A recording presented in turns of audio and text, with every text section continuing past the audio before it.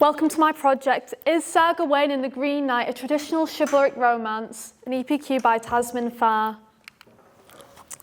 Moni Cliffy overclam bear contre stranger, verfloten for his friend as flemidly he readers. This is an extract that, when poet Simon Armitage read it to a group of schoolboys, one confused child asked the poet, "Sir, is this gobbledygook?" This, however, isn't gobbledygook. This is a famous medieval poem, Sir Gawain and the Green Knight, the subject of my EPQ, in which I aim to determine whether we can accurately classify it as a chivalric romance. I split my project into 3 sections that act as chapters and then a conclusion to round off my ideas. In part 1, Gawain and his world, I aim to look at the contemporary society to the poem that may have inspired the poet. I find the etymological roots of words like chivalry and romance, tracing them back to their Norman roots after the Norman conquest, to give us a base definition of what a chivalric romance is, and more importantly, can we call Sir Gawain and the Green Knight it? In part 2, Changing Perspectives, I jump forward in time and look at how people viewed the poem in the 20th and 21st century, in particular poets and translators like Alan M. Markman and J.J. Anderson that have varying opinions, but also very valuable insight into what could motivate people to have these different opinions.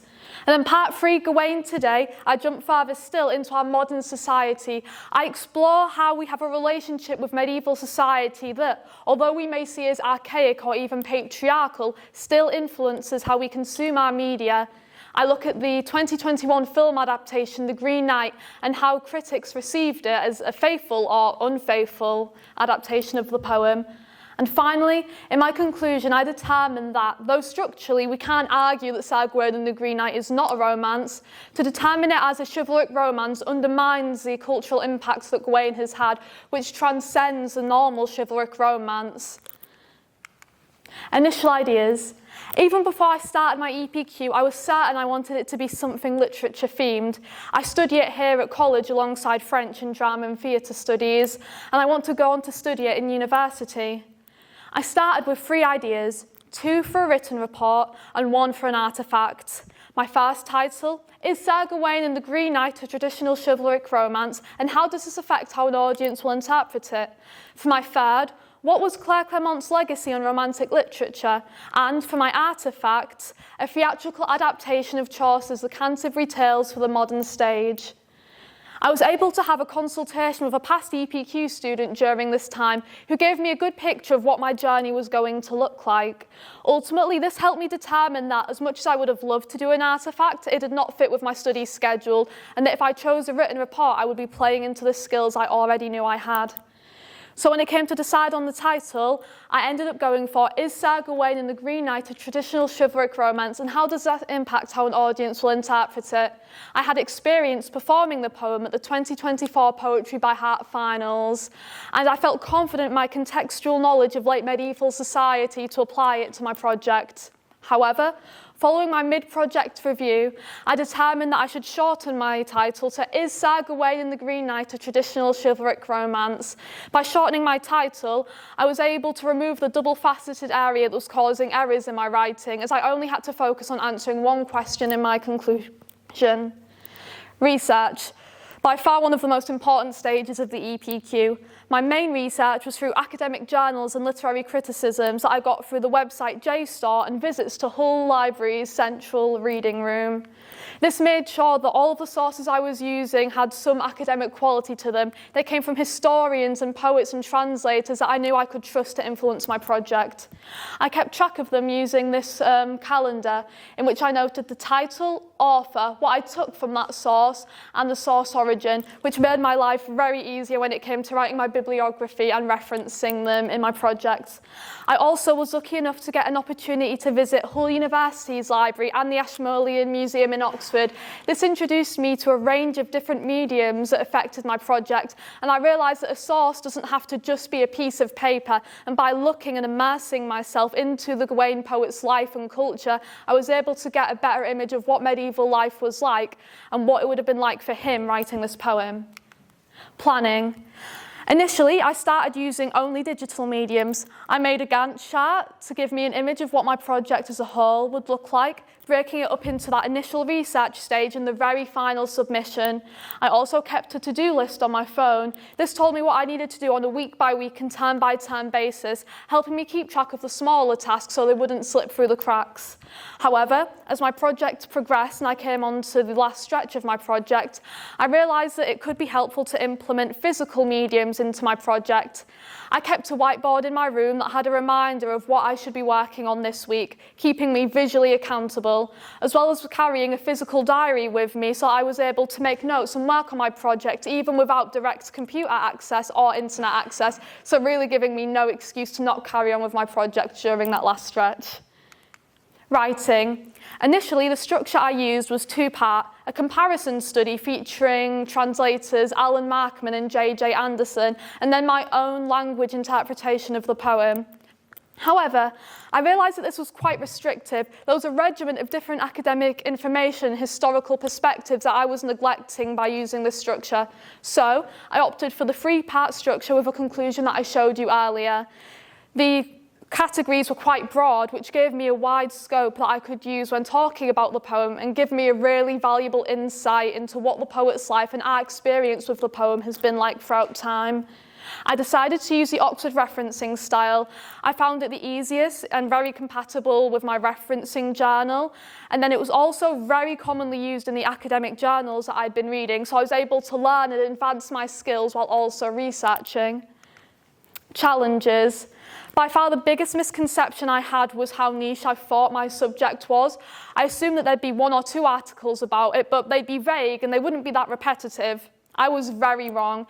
I found that given the poem was written in the late 14th century, historians, academics and writers have all had to put their 2 cents in at some point. So this led to me having to scrutinise each source. I couldn't waste the word count talking about everything that I discovered, although I would have liked to. So I had to evaluate the benefits of adding them and what that writer was really trying to say and how that would link to my conclusion. Time management is a common problem faced by all students doing an EPQ, and here at Wyke, the last stretch of our projects fell around the same time we were doing our end-of-year exams. This motivated me to use study spaces outside of my normal college working hours. I started to attend Hull Central Library and cafes in Hull City Centre that would give me the time to dedicate to my project that I knew it deserved. And finally, the word count. Here my project differed from other students that I talked to. Although many students talked about going over the word count and having to cut down their projects, I found myself writing too much or too little in each section. It wasn't very equally distributed, and at times I felt a pressure to overwrite my project, which affected the cohesiveness and academic integrity of my paper. To combat this, I decided to write each paragraph out in a very rough planned structure before adding it to my project. This made sure I was 100% confident with my writing, and it was also contributing to my conclusion rather than just being empty words. Successes. As I mentioned earlier, there are a lot of sources that talk about Sir Gawain and the Green Knight, and I had to heavily scrutinise them. Ultimately, though, this had its benefits. I knew that everything I was talking about was from people I trusted. Poets like Simon Armitage or critics like Alan M. Markman all had qualifications that assured me that they wouldn't be misinforming me or providing a particularly biased viewpoint through their work. Changing my title also definitely had its advantages. Though the change I was worried would mean I'd have to edit lots of my project, ultimately it helped the project that I ended up with read very cohesively and very academically, rather than something I felt was rushed or not very well planned. And finally, choosing a topic that I'm passionate about was probably my biggest help in my project. People definitely aren't overstating how difficult the project is. It takes a lot of work, a lot of time and a lot of dedication. But I think going into this project with something that you truly care about is the key to success here. What would have been difficult and time-consuming became something that I enjoy rather than just another deadline that I had to meet. What I learned. The importance of motivation really can't be overstated with an EPQ. It's so easy, especially towards that last stretch, to lose motivation, to want to put down the writing and to give up. At times, I was definitely tempted as well, but by keeping in mind this final presentation and the final product that I've now created, I was able to keep going with it, to stay confident that it would all be worthwhile. With motivation, I also learned that taking breaks is equally as important as writing. This is what helps you not burn out and makes sure that you keep that passion that you started with in the project and that it doesn't become just another chore on a long, long list of a college student's homework assignments. My critical thinking and evaluation skills were also really improved in this project. I was immersed with different writing styles and different academics who all had such valuable insights into the poem. I learned what questions to ask, that no knowledge can ever just be taken at surface value. Most of critical thinking and evaluation is just asking questions, and as tedious as this sounds, it ended up being the most interesting part of my project by far. And finally, my organisational skills really improved throughout this project. The physical mediums that I used helped me keep track in a very traditional way, whereas the digital ones helped improve my media literacy. And I was able to apply this during exam season, keeping track of my homework assignments and whatnot. I also believe that it's these skills that I'll be applying not only to my further study outside of Wyke, but to the workplace. Thank you for your time, and if you have any questions about my project or my process with my EPQ, I'd be happy to answer them in the library.